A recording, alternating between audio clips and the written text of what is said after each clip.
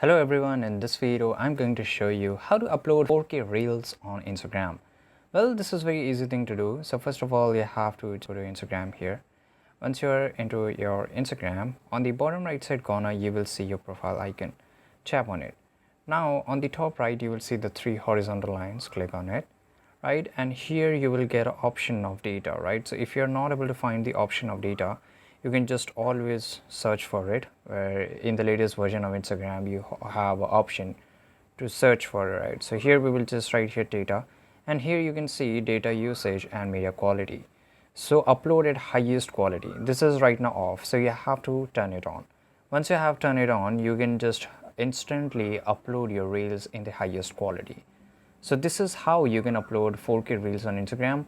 I hope you found this video very useful. But one more thing guys, your video should be in 4K, right? So it's not like that if your video is in 1080p and automatically it will be in 4K on Instagram. No, you have to make a video in 4K, then only you can upload your video will become a 4K over Instagram. I hope you found this video useful. Subscribe.